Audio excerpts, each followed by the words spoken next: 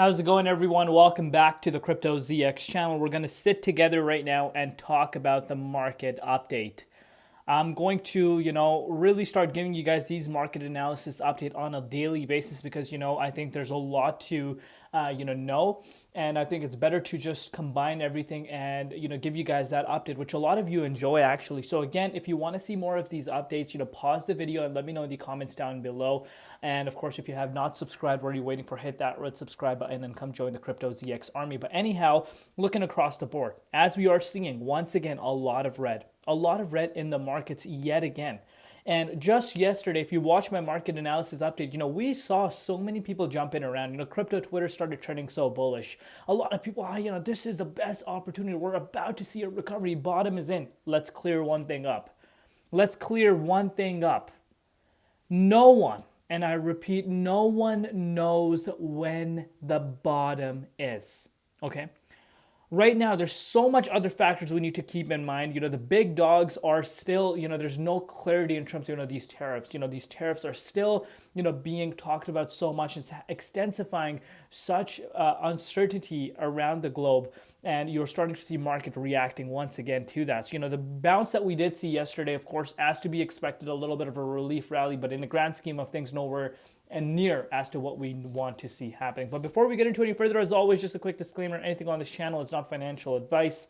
Always do your own due diligence and research when you are investing in crypto. So the S&P 500 officially erases 4.5% gain and turns red on the day. So we're looking at about a $2.3 trillion erased over the last 3 hours. And again, if you want to put that into perspective, that is literally the entire worth of the crypto market as a whole. And again, this should also give you an understanding. So just that 4.3% gain that we saw, that's about a $2.3 trillion. That's almost the entire valuation of the crypto space. Are you guys understanding this?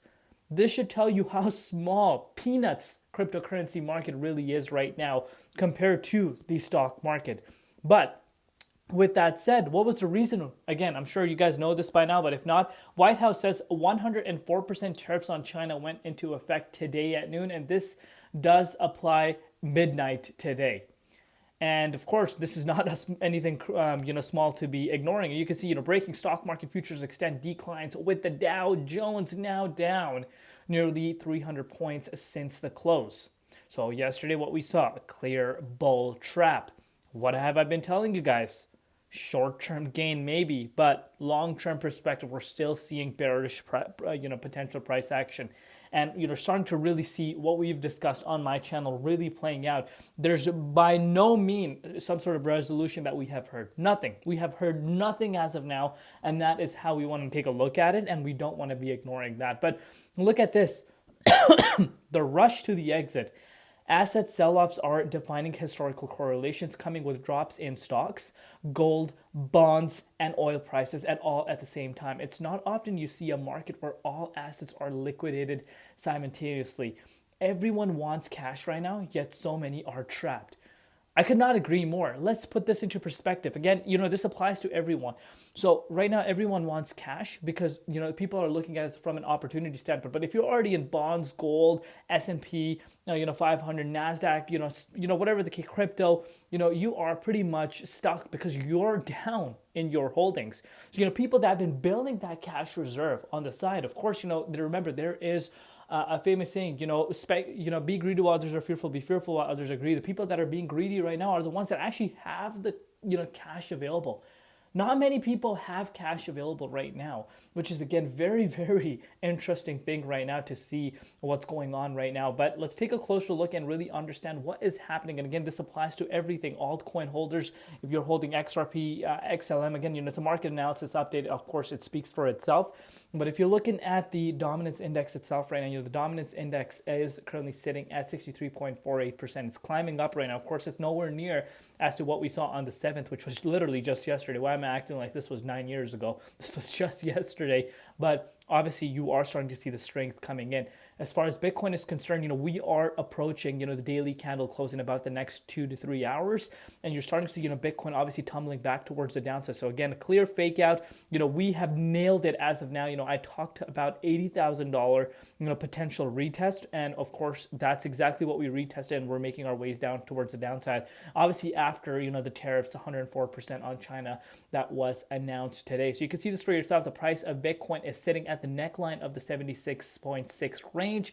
Obviously, if we don't hold around this level, the very, very important, I've stated this to you guys before, if we close the daily candle below this, I think we could be retesting the 75, potentially even making our way down to 73.7 in the next few hours to come. I would expect the dominance, to break out. If that were to be the case, maybe up to 63.6%, maybe even higher. Obviously, if Bitcoin loses this level, and it's looking like, things are not looking too interesting right now. Remember, this is not going to go anywhere unless, a lot of people are focusing more on the rate cut. Oh, rate cut's going to happen. Rate cut's going to happen. Forget about the rate cut. Sure, maybe a short term you might see a little bit of a bounce, but the broader market is looking at a bigger picture right now. The smart money is looking at the bigger picture. There's so much uncertainty globally right now that is something that we want to be focusing on rather than just like a rate cut. Of course, riskier assets are more attractive when the rate cut happens, but I think a 25 BPS rate cut, even if that were to happen in May, it's far from what we actually need to happen. We need to hear more in terms of these tariffs. And I think, from a grand scheme of things, I understand if you bring in the main focus of tariffs is, companies that are registered in the U.S., that are obviously going abroad, that are doing business there. Trump wants to bring it in-house. He wants to bring it in-house. Yes, things are going to go higher. Things are going to go higher. There's no doubt in that. The things are going to be more pricier.